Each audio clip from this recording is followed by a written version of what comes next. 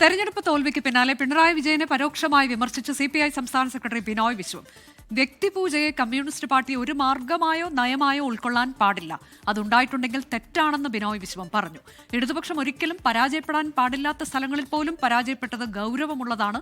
CPIM വിട്ട് വലതുപക്ഷത്തേക്ക് പോയ 3 പേർ വിജയിച്ചത് വലിയ മുന്നറിയിപ്പാണെന്നും ബിനോയ് വിശ്വം പറഞ്ഞു.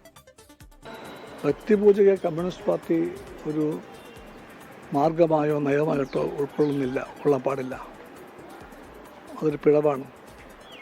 വ്യക്തിപൂജയുടെ പ്രവണത ഉണ്ടായിട്ടുണ്ടെങ്കിൽ തെറ്റാണത്. ഒരിക്കലും ഇടതുപക്ഷം പരാജയപ്പെട്ടു കൂടാത്ത സ്ഥലങ്ങളുണ്ട് ചിലത്.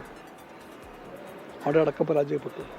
ആ പാർട്ടിയുടെ ചേരി വിട്ട് വലതുപക്ഷ ഭാഗത്തേക്ക് പോയ 3 പേർ ജയിച്ചിരിക്കുന്നു.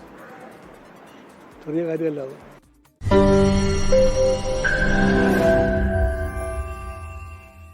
ലോകത്തെവിടെയായാലും ഏത് സമയത്തും 24 വാർത്തകളും ഓഗ്മെന്റഡ് റിയാലിറ്റി പാക്കേജുകളും എക്സ്പ്ലെയിനറുകളും വിശദമായി കാണാൻ ഞങ്ങളുടെ YouTube ചാനൽ നിങ്ങൾക്ക് സബ്സ്ക്രൈബ് ചെയ്യാം.